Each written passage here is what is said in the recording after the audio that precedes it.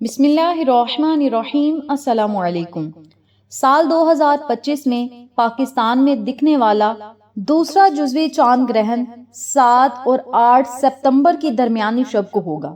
یہ چاند گرہن پاکستانی وقت کے مطابق رات 8:28 پر شروع ہوگا، 1:55 پر اس کا اختتام ہوگا اور یہ پاکستان، یورپ، ایشیا اور افریقہ میں مکمل طور پر نظر آئے گا۔ ملک بھر میں سورج گرہن لگے گا جس کی شدت جنوبی اور وسطی علاقوں میں زیادہ ہوگی۔ سرگودا ڈویژن میں سورج گرہن 9:40 پر لگنا شروع ہو جائے گا، 11:22 پر اپنے عروج کو ہوگا اور دن شام میں بدل جائے گا۔ 1:05 پر گرہن ختم ہو جائے گا۔ عروج کے وقت سورج 77% چھپ جائے گا۔ سورج گرہن کو ہرگز دیکھنے کی کوشش نہ کریں، اس سے نکلنے والی خطرناک شعاعیں آپ کی آنکھوں، آپ کی نظر پر، آپ کے دماغ پر برے اثرات چھوڑ کر جا سکتی ہیں۔ تو آپ نے چاند کو دیکھنے سے گریز کرنا ہے، چاند کو نہیں دیکھنا۔ زمین پر چاند گرہن اس وقت ہوتا ہے جب زمین چاند اور سورج کے درمیان آ جاتی ہے، جس سے چاند پر سورج کی روشنی نہیں پڑتی اور چاند نظر نہیں آتا۔ چاند گرہن کبھی جزوی اور کبھی مکمل ہوتا ہے۔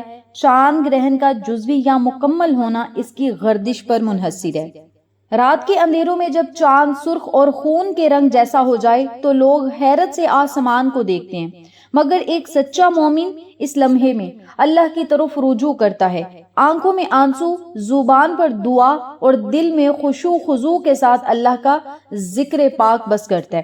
آج ہم آپ کو بتائیں گے 7 ستمبر 2025 کے چاند گرہن کے اوقات، اس کے مراحل اور وہ نیک اعمال جو آپ کی تقدیر بدل سکتے ہیں۔ چاند گرہن ہو یا سورج گرہن ہو، یہ اللہ تعالیٰ کی نشانیوں میں سے ایک نشانی ہے۔ اسی لیے جب بھی چاند گرہن ہو یا سورج گرہن ہو، آپ سب کو چاہیے کہ اللہ رب العزت کا جتنا زیادہ ہو ذکر پاک کریں، رب تعالیٰ سے دعائیں کریں، تسبیحات پڑھیں، نماز کسوف ضرور ادا کریں۔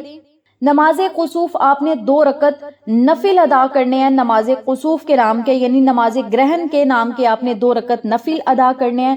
نفل آپ نے اس ترتیب سے پڑھنے ہیں کہ سورت فاتحہ کے بعد 3 مرتبہ سورت اخلاص پڑھ لیں، پھر آپ نے رکوع سجود جانا ہے، دوسری رکعت ادا کرنی ہے، سلام پھیرنے کے بعد اسی جگہ بیٹھ کر 313 مرتبہ یا 1000 مرتبہ آپ نے استغفر اللہ یا استغفار کی تسبیحات پڑھنی ہے۔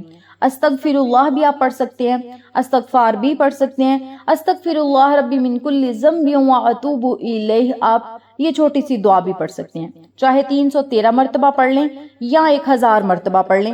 چلتے پھرتے، اٹھتے بیٹھتے آپ کسی بھی وقت یہ عمل کر سکتے ہیں، یعنی استغفار کر سکتے ہیں۔ آپ جائے نماز پر بیٹھ کر بھی استغفار کر سکتے ہیں، آپ کوئی کام کرتے بھی، گھریلو کام کرتے بھی استغفار کر سکتے ہیں۔ نمبر 2 پہ آپ نے جو عمل کرنا ہے وہ ایک بڑی ہی بابرکت اور خوبصورت تسبیح ہے، اسے نبوی تسبیح اور نبوی دعا بھی کہا جاتا ہے۔ سبحان اللہ و بحمدہ سبحان اللہ العظیم، ان کلمات کو آپ نے صرف 100 مرتبہ پڑھنا ہے۔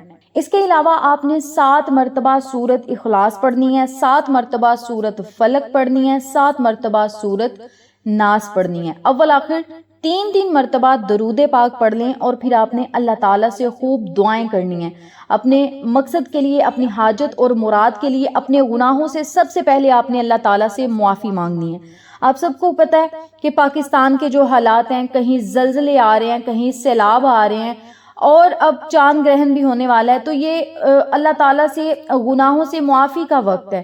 رب تعالیٰ سے گناہوں سے معافی مانگیں، اللہ تعالیٰ سے التجائیں کریں، گزارشیں کریں، رو کر رب تعالیٰ کو منائیں۔ اللہ تعالیٰ مسلمانوں سے ناراض ہے، لوگ اللہ تعالیٰ کا ذکر پاک نہیں کرتے، بس دنیا کی دوڑ میں لگے ہوئے ہیں، اپنے کاموں میں الجھے ہوئے ہیں، تو اللہ تعالیٰ پھر ایسی قدرتی آفات بھیجتا ہے کہ جس میں لوگ الجھ جاتے ہیں، پھر لوگوں کو اللہ تعالیٰ یاد آتا ہے، پھر لوگوں کو اپنا رب یاد آتا ہے، پھر لوگ بہت زیادہ دعائیں بھی کرتے ہیں، استغفار بھی کرتے ہیں، نوافل بھی پڑھتے ہیں۔